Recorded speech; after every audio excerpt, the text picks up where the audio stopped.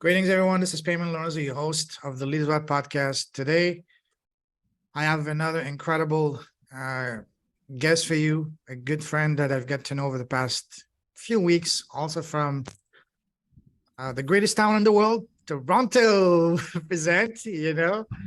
And we connected to our common friend of us, Jay, the Ninja sales closer. And we got into a conversation a few weeks ago, and from the get-go we really hit it off, and I said, listen, I want to get to know you better and get you on the podcast. He told me a story, phenomenal story, very heart-centered, heart-driven person, and this is why he's here. So a little bit about him, as I said, is connected to Jay, Canadian Korean. His background was in financial services, as well as the restaurant business. And he was he helped run and grow, run and grow his family's Korean restaurant. Was it Korean or Chinese? Korean, yeah. Korean restaurant for 12 years, and helped the business to go to over $1 multi-million in revenue. And yeah, he also has a background in civil engineering, even though he was not very, into that. Was not into that, but that allow them to to become to own in his problem solving skills because of that, and that really helped him in his restaurant business. And yeah, so now we're talking, brainstorming together what would be the best action for him, best direction to go. And as I told him, listen, 12 years in the trenches, growing a business, building it, that is something unique, and we're going to talk about that. So this is in a nutshell, Dale. There's a lot more, and I'm super happy to have him because he's an incredible, very heart-centered, a guy with a very big heart. And this is why this is the kind of people I want to emphasize and showcase on my podcast. But anyways, without any further ado, Dale, brother, welcome to the show. Thanks for having me on. Pleasure all mine. Yeah. So for people who don't know you, sure, we're going to talk about you as a business person and your achievements and all that later on. But first, as a person, as a human being, as a man, who's Dale? For people who don't know you. Dale is a complex character. I call myself a Korean Canadian, a Korean Canuck, actually. Sort of for those of you who are familiar with the term, it's a bit of a joke term, I guess, or somewhat a lighthearted way of colloquially calling ourselves Canadians. I realize that you can hear it from your introduction. I have a bit of a meandering background. I studied civil engineering. I also dabbled in the acting world. I spent over 10 years, 12 years running my family's restaurant, and I've sort of done a lot of other things in between. But I know now that at the very heart of it all is, as you say, I have a servant heart. I'm adamant on, before I die, I serve as many people as I possibly can, help as many people as I possibly can. I'm also a father and a husband. I'm still a son. I still have parents. I think I always will be a son in that way. And I like to believe I'm a good friend to many. So these are the things I would identify myself as. I'm a heart-centered, father. Beautiful. Beautiful. We're going to unpack all of that in a moment. But first, I'd like to remember what I said the first time we talked. The types of conversation I like to have is to have a look under the hood, so to speak, to see what's in your heart, to get to know you first and foremost as human beings. So to start off, I'd like to ask you a series of rapid fire questions for that. Ready? I'm ready. All right. What makes you happy as a person? My kids. Oh, yes. How many do you have? 2. Oh, beautiful. Boys? A girl and a boy, 5 and 2. Beautiful. 5.5, 2.5. What makes you smile?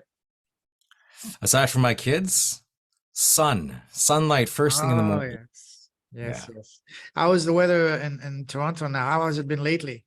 It's sweltering hot. Yeah, it's unbelievable. So I missed the heat, eh? Pardon me? I missed the heat, eh?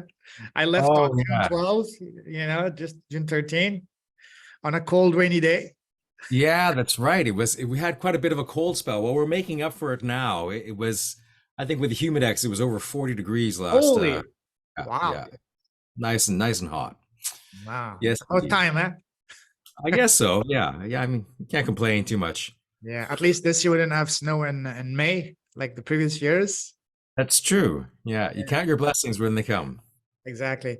All right. Now, what makes your heart come alive? What makes your soul set on fire? I think my heart comes really alive, especially these days when I see and feel that twinkle and that energy from other people. I love, for example, with my kids, I love seeing sort of that curiosity and that glint in their eyes when they ask great questions and when we have heart to hearts, those rare heart to heart moments when they ask me a deep question.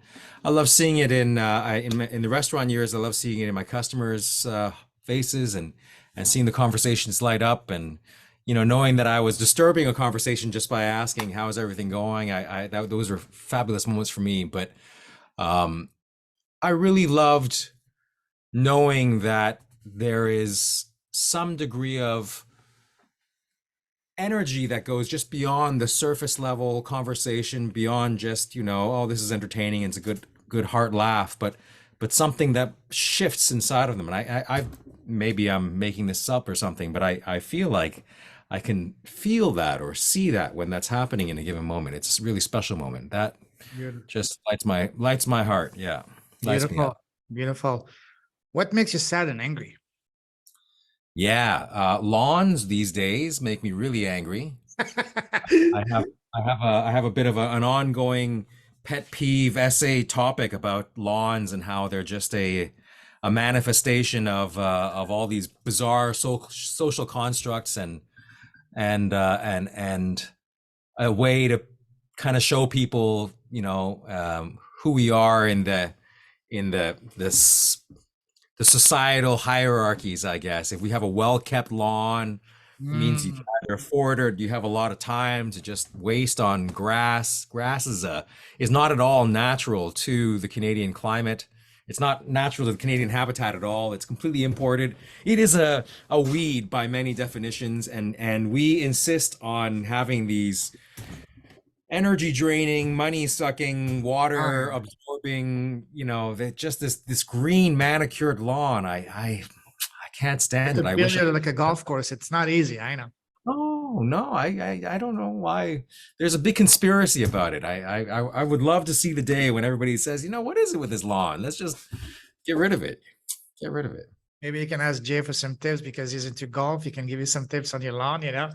I'm sure he pays for somebody else to take care of the golf lawn there. Yeah. I actually know a guy who used to that was his job. That's what he studied in school Wow. is golf, golf lawn management and that like he spent his entire year. It's a year-round job. And he would just take care of the grounds and his main thing was keeping that grass as pristine as possible, right? Especially on the green. Um, That must be yeah, a very profitable business. I guess it was for him. I never heard from him after he got a job somewhere in a local golf course, and I never heard from him. But Yeah. Wow. hey, if that's your thing, man, God bless you. Run with it. It wasn't for me. Yeah. At the end of the day, it's all about finding your happiness. That's it. Yeah. Yeah. What scares you? Ah, um, I was at least a little bit worried about my kids. Not so much about them per se, but about the lives that we seem to be setting up for them. I don't think it's going to be an easy life for them. Not that life is ever really easy for any generation, but I feel bad for being part of a generation and that was complicit in handing off this absolutely horrible hand that they are dealt with. So. It scares me to think that they might be underprepared or Yeah. unaware of of the difficulties that might be what is their lives in the future. And I still think about that. Yeah, I used to talk to my friend about apocalyptic events happening in our lifetime and how even in the restaurant business how I wanted more people to learn how to cook because there might be a time when we can't go out to a restaurant and just ask somebody to cook us something. So, Yeah, uh, beautiful. Are you doing anything to help prepare your kids to face the world when it's going to be their time to face it? I hope so. I like to believe that I'm trying to be a good role model for them, and I constantly encourage them to be curious and ask questions. I try my best to ask as many questions as I can to them, and hope that they can ask questions back. They feel comfortable asking questions to me. I uh, I I involve them with cooking as much as I can and as much as they are willing to, and Yes. most they're they're willing. Of course, my 2-year-old, I'm only going to give him. Ah, yeah.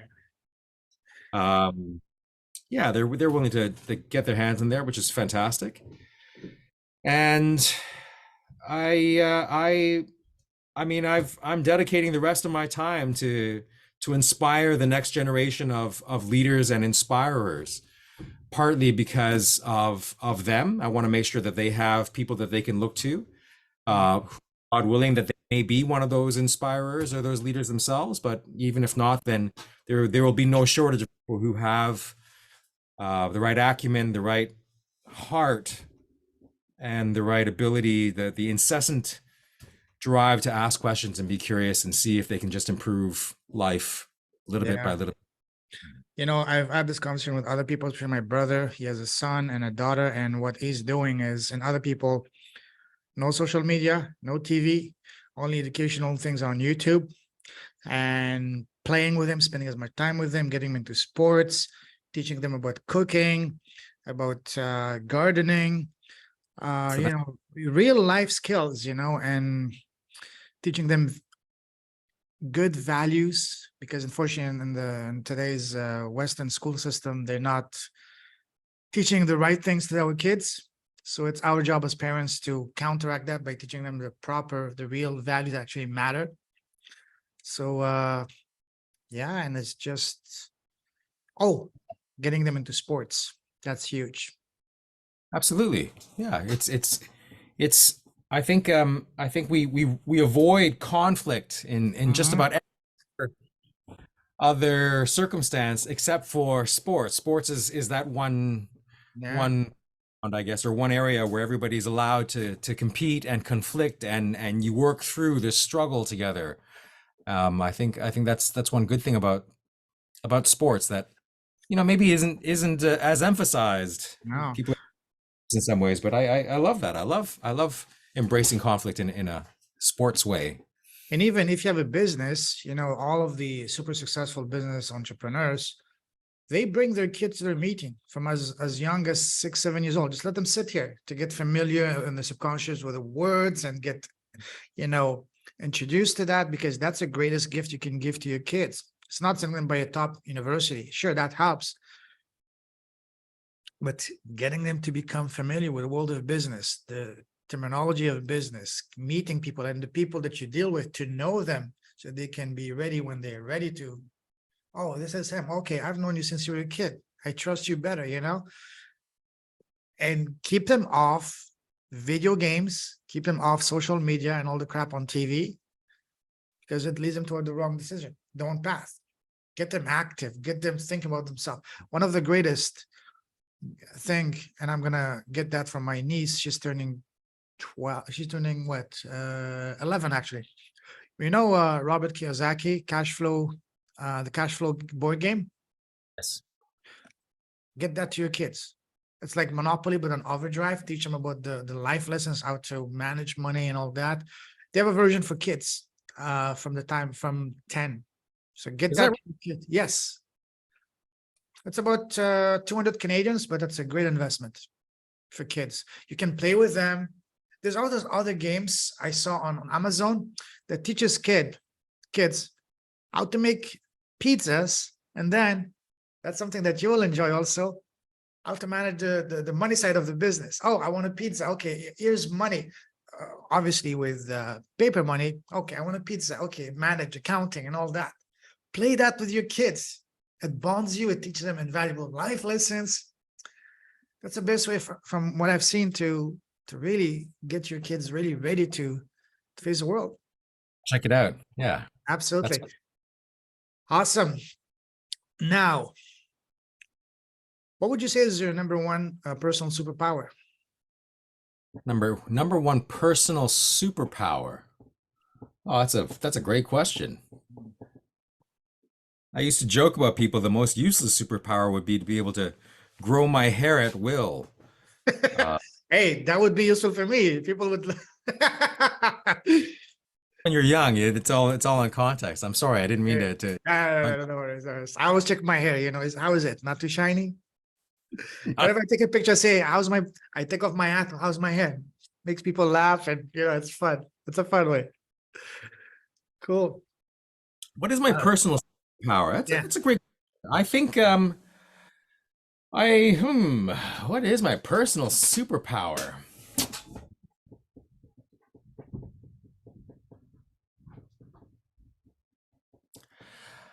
I think if I had to be, honest, I think my personal superpower is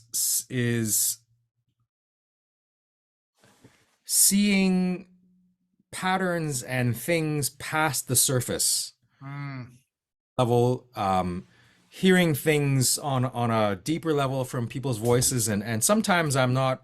I mean, it's hard for me to speak about whatever intuitions or thoughts that I may have or ideas that I may have, but I think there's somewhat of maybe it's a gift or maybe it's something that I've developed over the years, but just a sensitivity to larger patterns, to deeper than surface level, inklings, and it's part of the reason why I'm pursuing this coaching space right now. Is I think there's something aligned there in terms of the conversations that I have, and having the authority and the ability and the holding the space to be able to have deeper conversations and act on or speak on or question about mm, those questions and inferences really excites me. It's a good possibility because most of the time, we don't have that chance. We don't hold the space. We don't have the necessarily the relationship or the context to be able mm. to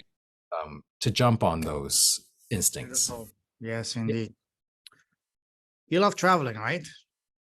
I do. I haven't traveled too much, but my dream as a kid was always to go to India and go to like visit all 200 plus people groups and hear all the different languages in India. Beautiful. Let me take you down a different type of travel down memory line. Go back to when you're a kid. When we're growing up, parents, relatives, teachers, friends, neighbor always ask us, "Hey, Dale, what do you want to become when you grow up?" What does you answer that question as a young boy? When I was a kid, I always knew I wanted to be a dad. Oh, Yeah, that was wow. That's powerful. my immediate. I mean, I had 101 dreams, and I watched a lot of movies when I was young. Mm, A lot of movies. So I think maybe being in movies, but I wasn't particularly interested in being a film actor myself at the time, and um, I thought about being an astronaut until I saw the Challenger blow up nice. and then I'm like, maybe we should wait on that a little bit. God bless him. I don't mean to joke out Sure. there anyway. Absolutely. Um, but I really didn't. I mean, I had a lot of different ideas. I knew I did not want to be a garbage person. I knew I could never be a dentist. I watched my parents struggling as business people, and I thought I would never become an entrepreneur or a business person myself. I'm a bit surprised that I'm still as interested in business and entrepreneurship myself right now. But I knew for sure that I wanted to be a good father and a good husband one day. I hoped Mm, that I'd be a good father and good husband. And it's interesting. I actually wrote that off later on in my 20s, and I hadn't thought about it again until I met my current wife. Yeah. beautiful. Beautiful. Growing up, what was your relationship with school? Did you love school or hate school? I loved a lot of school. I was terrified about writing as a Why? child. Isn't that funny? And then I did not like bullies. Bullies, I had a bit of a bullying thing. Mm, I was bullied a lot. I was one of the shortest, fattest kids in my class, and I was an Asian in a school full of non-Asians, I guess. So yeah, I didn't like the bullies, but I loved school. I loved learning. I still love learning. What was your favorite subject? Math, easily. Really? Yeah, Wow. yeah, yeah. And So, which subject you don't like at all? I didn't like English only because I did so terribly with it until I was in high school. Okay. Yeah. Gym because I wasn't too coordinated myself. I wasn't too fond of gym for a while. Mm, Whoops. no worries. Sorry. So, what kind of kid were you? Imagine we're in the same class in grade 10 or 11. Were you the shy guy? Were you the nerd? Were you the chatterbox, the life of the party, the superstar? What were you? I was very much the quiet Mm, kid, not at all a chatterbox. Like I said, I was picked on and bullied quite a bit until I was probably in middle school. And yeah, I mean, I didn't have very many friends or anything like that at all. I sat and read a lot of books. And I like to do, spend time at home, watch movies, of course, like I said, and do quiet activities. I love Lego. I love doing puzzles of different kinds. I've always loved puzzles and solving different puzzles or solving problems, as they say. mm, Uh, when I hit middle school, I moved from one part of the city to another part of the city, and it was funny. I actually remember the monologue in my head or the dialogue with myself, and I said, I nobody in this new place will know at all who I was. So I could completely reinvent myself and I could be the most popular kid in the entire school. And I basically just put that out there into the microverse that was this new school context. And I said, I'm going to be the most popular kid. I'm going to be invited to every party and girls are going to like me and nobody's going to make fun of me. And lo and behold, it happened. I sort of lost myself somewhere along the way, and I think, wow. yeah, I think I started understanding what disintegration and integrity or incongruence was all about, even from like grade 6, grade 7. But but kudos to my younger self for putting that out there and then living it, just get going for it. Yeah, it's a lot of fun. Beautiful. Speaking of girls, were you popular with them in school? Like I said, up until grade 6, heavens no. Some of the girls would bully me too in really strange ways. But yeah, I'd say come after that when I got out of my shell and learned how to put on the charm, then certainly I Oh, I had I didn't have as much of a problem speaking with girls. mm. And you Hmm. said you were a fat kid growing up. At what point did you start to lose your weight? Because you look pretty good now. Thanks, man. I appreciate that. Seriously. I'd say university. Oh, wow. Even high school, I sort of struggled with my weight, and more so my identity, my self-identity, and some Self-confidence. self-confidence, and I guess how I viewed myself might have been a little bit askewed. Mm, But I would say in university, I just noticed that I was chronically tired and sleepy, and I didn't want to. I didn't. I got sick and tired of being tired all the time. So I kind of, sat and evaluated. I was listening to some healthier friends of mine and people who would exercise and watch what they ate, and I picked up some cues from them. And I said, I'm just going to try to like think about what I'm eating and exercise for a change. I never exercised before that, mm, beautiful. typical We'll talk. musician. Yeah. Yeah, we'll talk about it in a moment. But what was your very first job? And do you remember how much you got paid for that very first time? I made nothing on my first jobs. I worked for my parents in Ah, their convenience. child labor. Exactly. I was fed love and food and Yeah. my meager allowance every week. My first professional gig outside of there, I remember actually really well. It was um, I was a I don't know what to call it. It's basically a student civil engineering position. I was an inspector, but it was a student position for the summer, and I made more then than I made for like half of my adult life per hour. It was amazing. It was a bit odd. I must have impressed the senior engineer that I interviewed for, because he said he knew he was going to hire me from like the handshake. The conversation was just a confirmation. Wow, this is nice. Yeah, it was a great job. I'm glad I did it. It really confirmed for me that I probably couldn't be an engineer at that time. I didn't love it enough to keep going. So. Beautiful. Wow.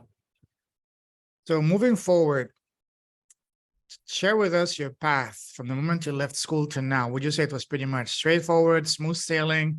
Once you get into one lane, you were set for life, or was it more like turns and twists, like a roller coaster? Yeah, I would say definitely the roller coaster. It's just three-dimensional meandering river. It's up, down, left, right, you backwards, forwards. If water could flow uphill, then my life would have been the example of that. It's Yeah. anything but straightforward, I would say. Um, I mean, and it's a recipe for confusion, or at least very introspective questions about identity and what I'm meant to do in life, and destiny versus,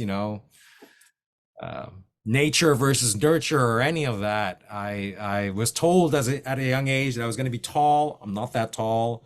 I was told that I would be very athletic, couldn't stand the athletics. I was told that I was very smart, and I believed that I would save the world with my brilliant brains, but it took me forever to finally figure out any kind of undergraduate program to continue. And like you mentioned, I went from civil engineering to, I did a lot of teaching and tutoring for a while. I acted. I was doing acting for probably like 10 plus years. Wow. Some that my parents asked me for help running their restaurant, so I did that for 12 plus years. And you think that I would continue any of those previous things in the past? No, I'm now pursuing something completely different. So What kind of acting did you do? primarily stage acting. Yeah, primarily theater. I of course, I would audition for and get as many roles as I could with film and television and commercials, but that's part of the reason why I guess I got introduced to the restaurant world. We say in this town that if you're an actor, then you invariably will work in a bar or a restaurant somewhere. So if some people who are in the business will usually ask, if they find out that we're an actor as well, they'll say, "Oh, which bar do you work at, or which restaurant do you work at?" So I'm saying which production, which movie, or whatever you do. Okay. Wow. That transient. The thing that's just constant is like which restaurant we're working at the time. Yeah. How were your parents? Were they supportive of you pursuing an acting career? Or say, son, stop wasting your time. Yeah, I've had the blessings of having extremely supportive parents. My father asked me 3 times if I was sure that I wasn't going to continue in engineering and apply for theater school 3 times, and then that was Times it. at the same time, or 3 times at different periods? The same conversation, yeah, and just Wow. one. That was it. For my entire life, they've always said to me, all of my parents, everybody around me said, "Dale, you are going to be successful. You're smart. You are, you will be successful in whatever you do. You just have to decide what you want to do and then stick to it. Like, go for it."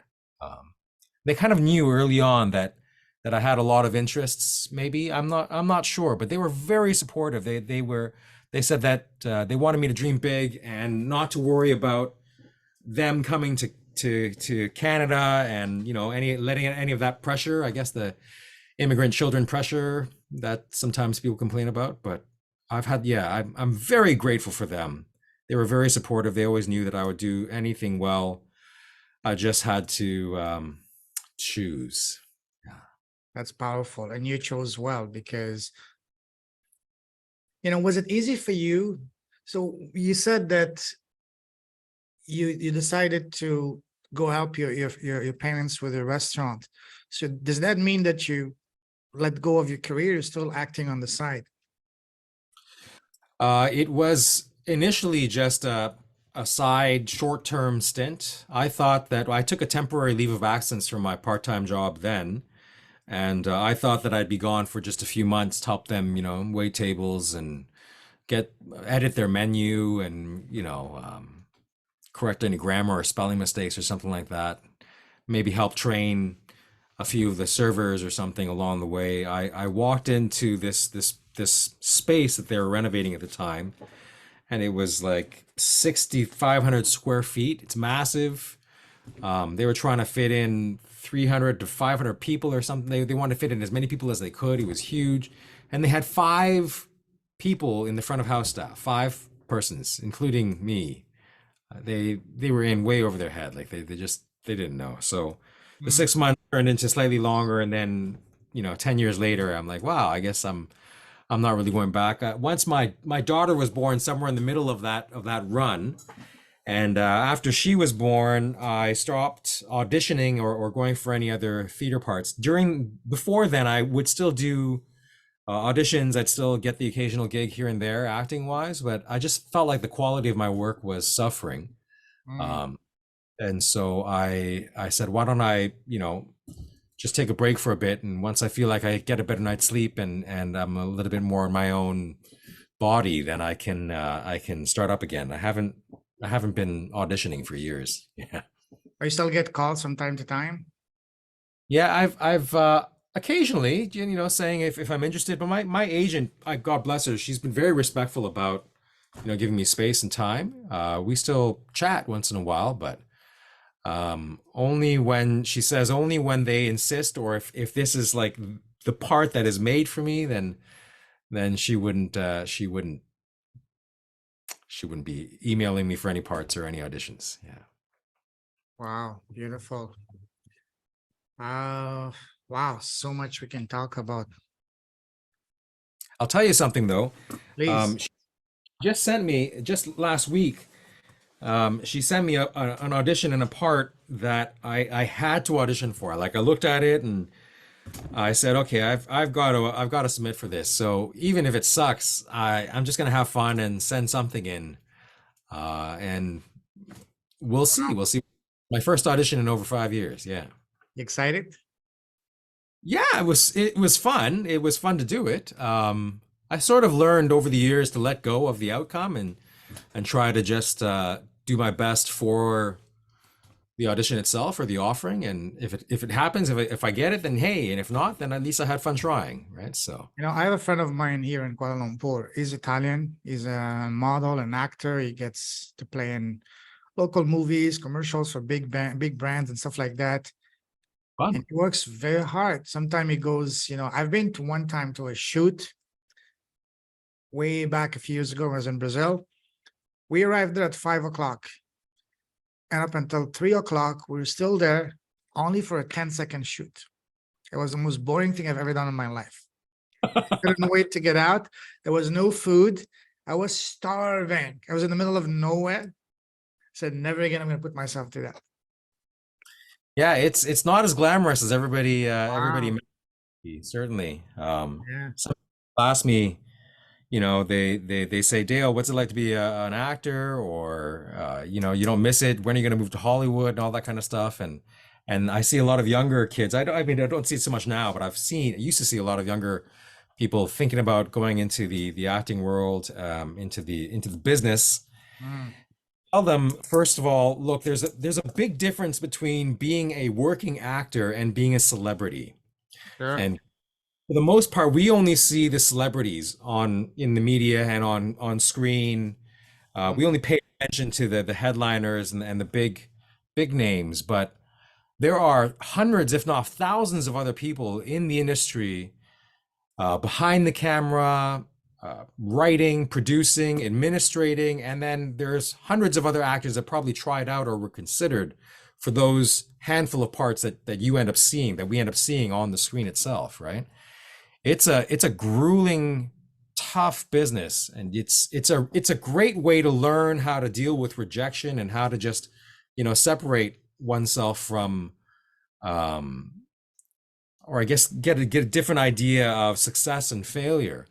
But mm, if really good at that, then it's tough. And like you're describing about your friend, it's a constant hustle. We're constantly putting ourselves out there.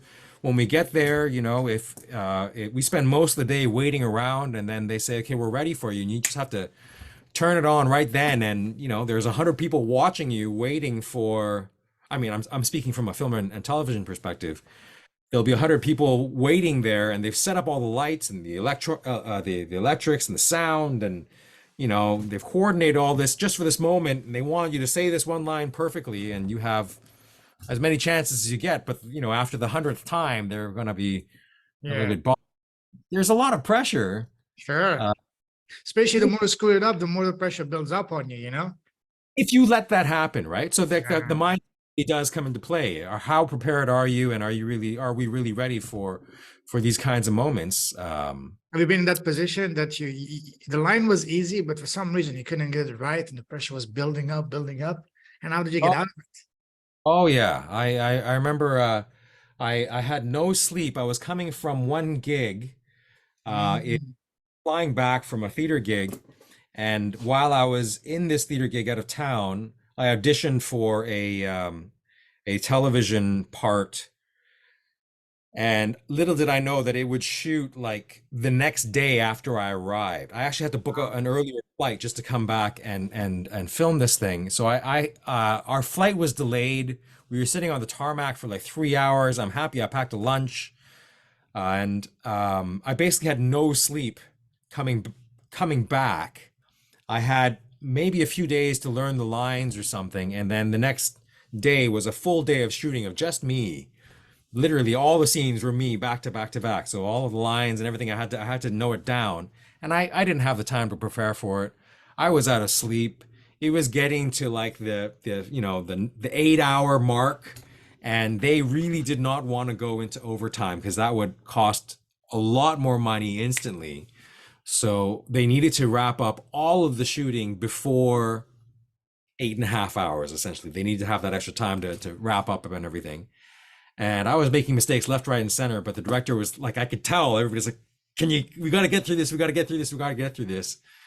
And I basically said, look, just give me a second. I will do this. I'll tell you what I need or whatever, but let's push it. Let's gun for it. And we're just going to go. Right.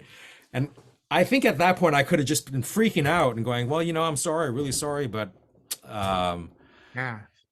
but I just said, no, let's just go for it, man. Let's run with it. And if I'm gonna make a mistake, I'm gonna make a mistake. But it's all digital, so it's not like film where we're burning celluloid, just constantly doing take after take after take. I'm like, I might do 10 takes, and one of them might be good, and the rest of them might be wrong. I'm really sorry, but we're gonna get it. Whatever you need, I'm gonna give it to you. We're just let's just go.